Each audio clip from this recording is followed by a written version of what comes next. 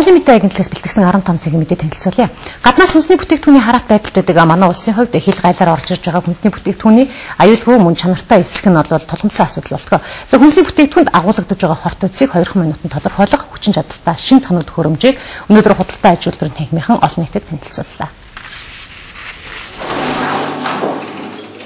Төмөс хүнсний ногоо, жимс, гурил, будаа, чихэр, төрөл бүрийн лаазалсан бүтээгдэхүүн гээд олон төрлийн хүнсний бүтээгдэхүүнийг хэн багаж хормын дотор шинжилж хариуг нь гаргана.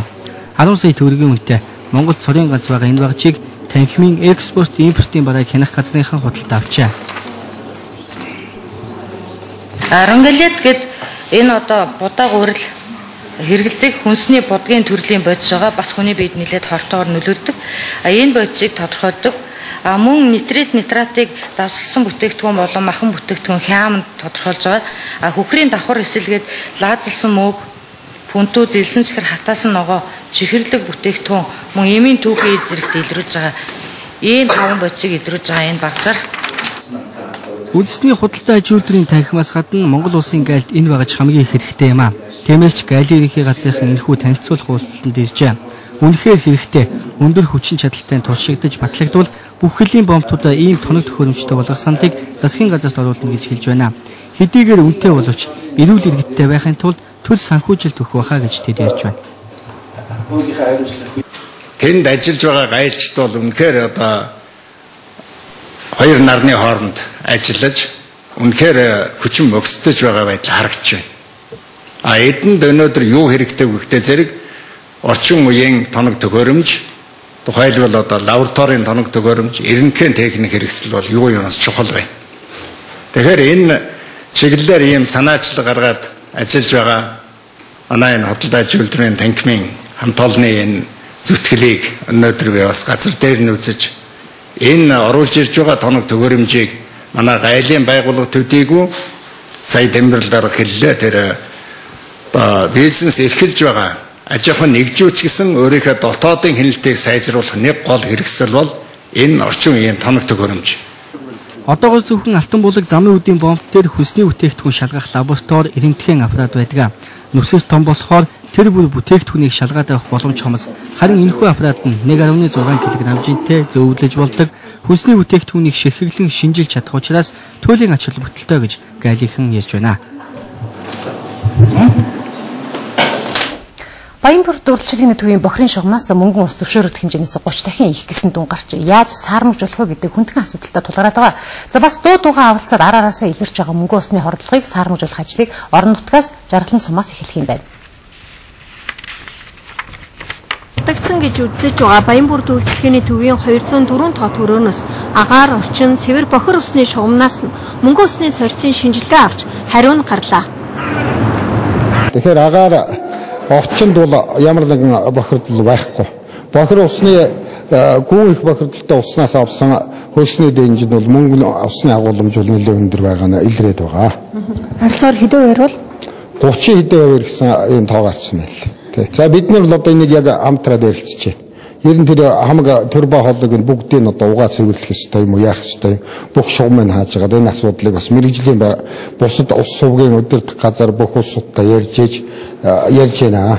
Бид нар тэр хариуныхаа дүнэлтийн байдлаас хамаарат хоргоо зүйлээс хармагцуулах ажиллагааг бол авнаа. Өнөөдрийн байдлаар Баянбүрд үйлчлэгээний төв манай хамгаалтанд ямар нэгэн үйл ажиллагаа явуулаагүйгээр байж байна. За ийхүү мөнгөө ус шоу хийх төвшнөөс бүр хэтэрч өндөрлөгөө авсантай холбогдуулан улсын онцгой байдлын комисс өнөөдөр хуралдаж энэ асуудлыг хэлцлээ. Өнөөдрийн байдлаар 11 аймгийн 36 сумын 120 гаруй газарт мөнгөө ус алдагдсан гэх мэдээ гаргадана. Иймд хөрс ус агарыг цэвэршүүлэх саармагжуулах ажлыг энэ 4-р сарын 15-наас эхлэхээр боллоо. За энэ ажлыг зохион байгуулахад бохирдсон талбайг цэвэрлэх, үлдсэн уул хөрсийг шинжилж өөрчлөх, за энэ штам шороог зориулалтын улсын хэмжээнд зориулалтын яг 4 зэгт тавиачиж устгаж булшлах ийм одоо үүрэг даалгавар өгөгдсөн. Энэ ажил нийтдээ засгийн газрын нөөц хөрөнгөөс 2.7 тэрбум төгрөгийг зарцуулахаар засгийн газар одоо шийдвэрлсэн байгаа. За мөн энэ бүс нутгийн иргэдийг эрүүл мэндийн үзлэгт хамруулах, эрүүлжүүлэх зардал чинь 2.7 тэрбум төгрөгийн төсөв тусгагджээ. Энэ хүрээнд хийх хамгийн том ажил бол голомтыг нь илрүүлэх, үнд суурьаар нь арга хэмжээ авах гэж үзэж байна. Өөрөөр хэлбэл хууль бус гар аргаар алт олборлохыг хориглож байгаатай холбогдуулан энд ажиллаж байгаа бүх хүний тоог гаргана. Дараа нь тэднийг өөр ажилд оруулах, орлоготой олгох ажлыг холбогдох яамд нь авч хэрэгжүүлэх юм байна. За энэ арга хэмжээнээс их үр дүн гарна гэж өнөөдөр найдлага тавин хүлээж байна. Эцэст мөнгө усны замбраагүй хэрэглээтэй холбоотой үнэн зөв бодиттой мэдээллийг өндөр үнээр иргэдээс худалдаа авахар болж байна. Гадаад мэдээ танилцуулъя. Иракийн ерөнхий сайд Нури Ал-Маликийн Махти армийн тэргүүн Махтад Ал-Садрыг цэргийн ажиллагаагаа зогсоохыг шаардсан байна. Америк нэгдсэн улсын CNN телевизэд өгсөн ярилцлагада Маликийн Махти армийн цэргүүдийг татан буулгаснаар тус улсад үүссэн эмх замбраагүй байдал зогсно гэж мэдэгдсэн байна. Харин Махтад Ал-Садрын төлөөлөгч үүний хариуд өгсөн мэдээлэлдээ цэргүүдийг татан буулгахын засгийн газрын хийж гүйцэтгэх ажил бишээ гэдгийг онцолсон байна.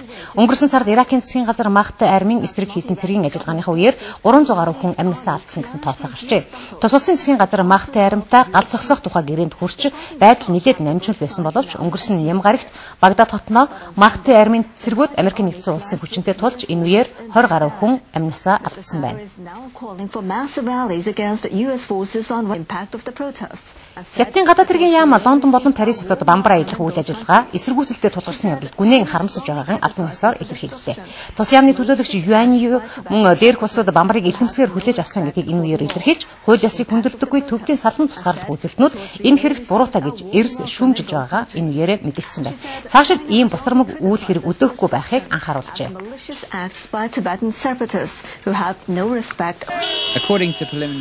Сербиас 2006 онд салбан тусгаарласан Черногор улсад анхны ерөнхийлөгчийн сонгуул болж одоогийн ерөнхийлөгч Филип Буянович дахин сонгогдсон байна. Өнгөрсөн ням гарагт болсон сонгуулиар тэрээр нийт сонгогчдын 52% саналыг авсан гэж сонгуулийн төв хураанаас мэдээллээ. Тэрээр тус улсын нийслэл Подгорична хотод ялалтаа тэмдэглэн ард иргэдтэй хандаж хэлсэн үгэндээ цаашид улс орны эдийн засгийн болон нийгмийн салбарыг хөгжүүлэх үйл хэрэгт бүхий л бололцоогоо дайчлан ажиллана гэсэн байна. Official results are expected on Tuesday. Народ против Deutsche Telekom. Германы Deutsche Telekom компани 16,000 гаруй хувьцаа эзэмшигчид тус компанийг шүүхэд өгөхөр болоод байна. Тэдгээр хүмүүс компанийн удирдлагыг нийтдээ 10 гаруй сая еврогийн хөрөнгийг нууж байна гэж гомдол гаргасан юм. 2000 онд бараа худалдан авахдаа төсөв хэтрүүлэн нийт 35 тэрбум $, нуун дарагдулсан гэж үзэж байна. Гэхдээ төрийн мэдээлэлдээс компанийн удирдлага тэдний гомдлыг ямар ч үндэслэлгүй гэж мэдэгджээ. 6 раз меньше, чем 8 лет назад. Свои потери от падения котировок Deutsche Telekom мелкие акционеры оценили в 80 миллионов евро. Европт нис сонгоцоор үйлчлүүлэхдээ зорчигчид гар утсаа нис сонгоцны бүхээгт хэрэглэх боломжтой болох болоод байна. Энэ зөвшөөрлийг эх сараас олгож магадгүй гэн хэрвээ үүнийг албан ёсоор зөвшөөрөх юм бол нис сонгоц 3,000 метрийн өндөрт хүрсэн үед үйлчлүүлэгчид нь гар утсаа ашиглахыг зөвшөөрөх гинэ. Одоогоор нис сонгоцонд гар утас хэрэглэхийг хориглосон заалт хүчинтэй хിവэрэ байна. And the European Commission.